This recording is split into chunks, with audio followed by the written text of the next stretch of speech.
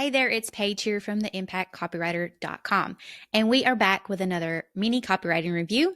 And today we're going to be focusing on a Facebook ad that's promoting a sell with memes style sales training program. Now remember, copy can always be optimized. There's always room to make our copy stronger so that we can increase performance on whatever we're measuring. And in the case of Facebook ads, that's often click-throughs on individual ads, and then in the terms of that journey, increasing conversions. All right, let's start with the copywriting brief before we actually look at the ad copy itself. Now, in conversion copywriting, this is often called the rule of one.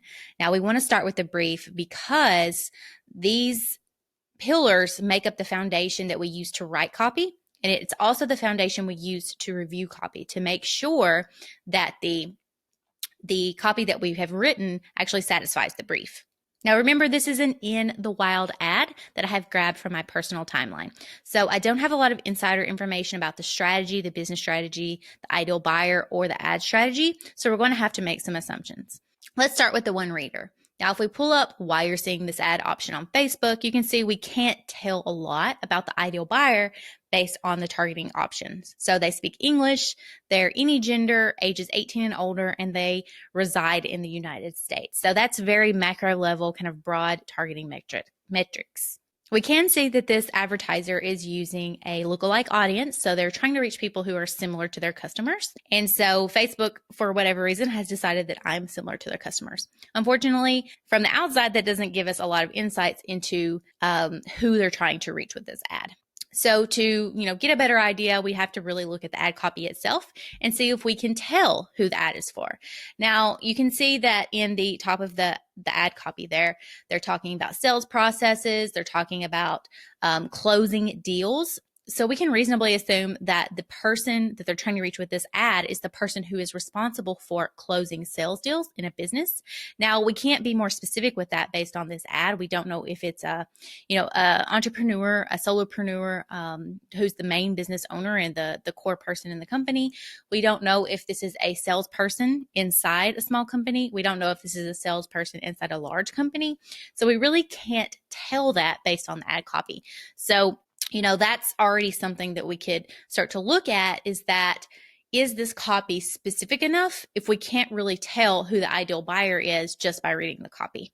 The offer for this campaign is a $47 sales training program that's a bundle of kind of course and modules, a support group, and some coaching calls. The big idea for this campaign is around the theme of closing more sales deals. And you can see that clearly from the body text in the ad. And what's interesting about this program is that the whole focus is closing sales deals using memes.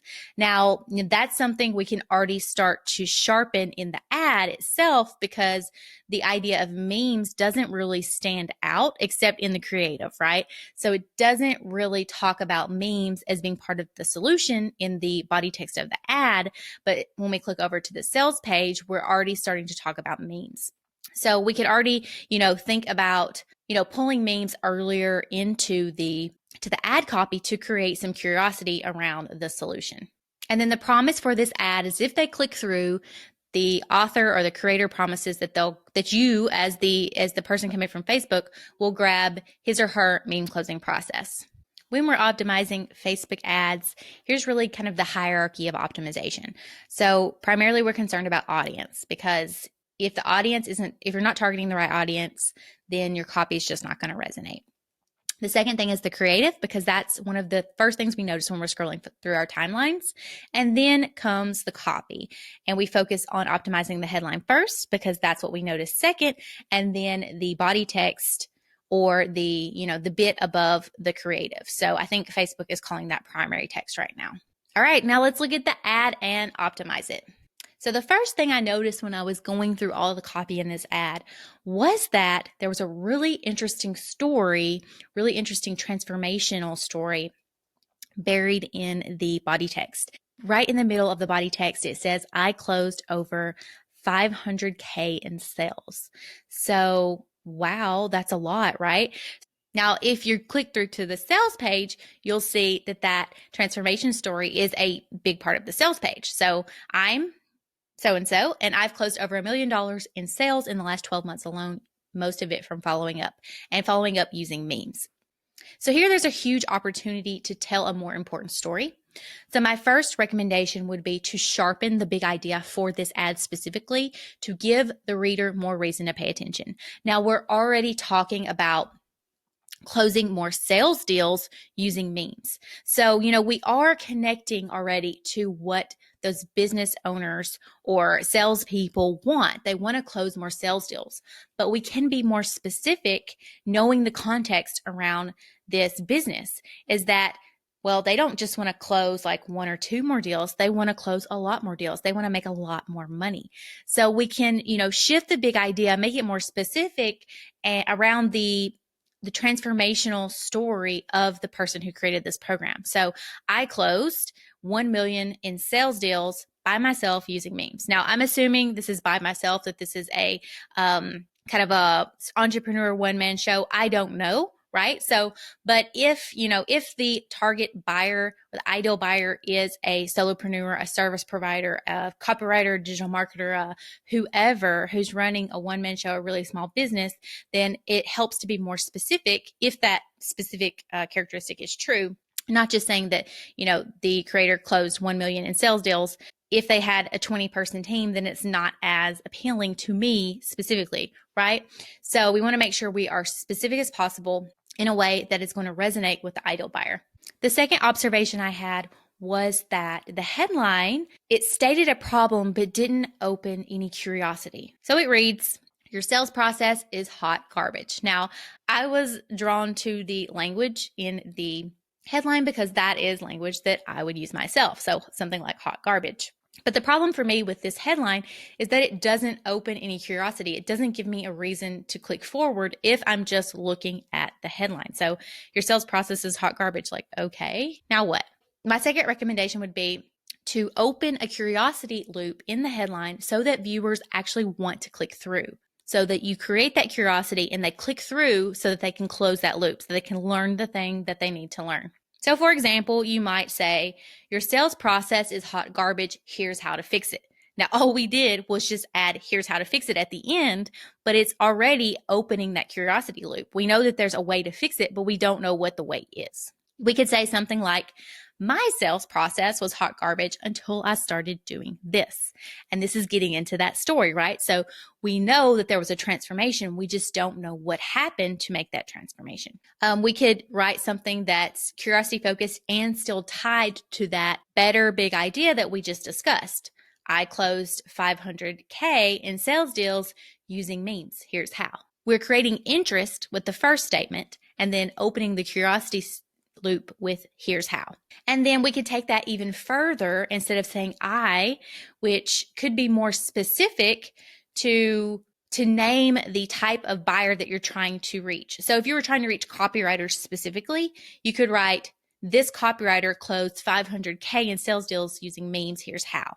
And so as a copywriter, I'm going to be more interested in that because it is speaking to people like me. Now, we don't know who the ideal buyer is more specifically because we just can't tell in this case, but we could write something like, "This business owner closed 500K in sales deals using memes. Here's how." So that is a way to use specific keywords so that your ideal buyer can see themselves directly in the headline. Now, going back to a point I made before, the most interesting part of this ad for me specifically as a potential ideal buyer was the part about closing over 500K in sales. So for me, that was the part I would recommend leading with to grab my attention. Leading with that would be much stronger. So, I would recommend rewriting the body text to tell the transformation story because storytelling is extremely powerful in copywriting. This creator could tell the story of how he closed 500K in sales and what was that transformation like. So tell the story around that. So, we can lead with the outcome, like what the outcome was. I closed over 500K in sales. What was that experience like before they made the transformation? So what was that sales process like? And by telling his version of it, we're actually talking about the problems in a way that resonates with me and pulls me in because I'm like, "Oh, I have that problem too. Oh, I have that problem too. Oh yeah, I'm experiencing that right now." And then tells, that story of what he had to change in order to start closing more sales deals. So we're telling that transformation story because it's a powerful way to pull someone in and show them that transformation and getting their ideal outcome is actually possible by telling a real story of a real person. It also gives credibility to the person who created the program. So once you've told the transformation story, then you can invite the visitors to learn that exact system. But once we've told the story, we could say, now you can actually swipe my exact closing process so that you can start closing more sales deals and engaging more potential prospects and, continuing on with whatever that better tomorrow looks like. And then you can invite them to click. So that is how I would consider, approaching the body text from the point of view of using that story as a really powerful, transformational kind of message. Now, one more thing that I always snag on Facebook ads, especially when they're to a cold audience, is dealing with pricing, because a lot of times we don't want to reveal the price too soon, especially if it's a high price. In this case, it's not, it's $47. So it might actually benefit the viewer to know that it is so cheap because sales training programs are notoriously expensive. So I do think that would be an interesting test to test, the exact same ad copy, removing the price and adding the price to see if it makes a difference. Because until we test it, we don't know.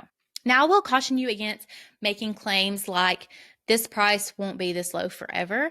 So I see a lot of ads that they promote a discounted price, a limited time discounted price, but there's never an expiration date. And so over time, as people interact with you, this is really going to degrade your credibility. If you're saying like this price won't be this low forever, make sure you back that up with it changing at some point. And so make sure you prove that so that it's not just, it doesn't come off as kind of that one of those slimy sales tactics where you say the price is discounted, but it's actually always discounted. So you've inflated the original price so that you can sell it at a discount and they can always get the discount. So those kinds of sales tactics, when they're used improperly, kind of degrade your value and also can degrade the trust people put in you as a business. So I just want to draw that out as something to be cautious moving forward as you write your own ads and do discounts and special pricing deals. Just make sure that, that discounts expire, that special prices that they understand that how those are going to change, when those are going to change, and those kinds of things. We always want to be authentic and genuine with our marketing. That brings us to the end of this mini copywriting review. I hope you grabbed at least one insight that you can go out and use to write stronger Facebook ads for your business. Happy optimizing!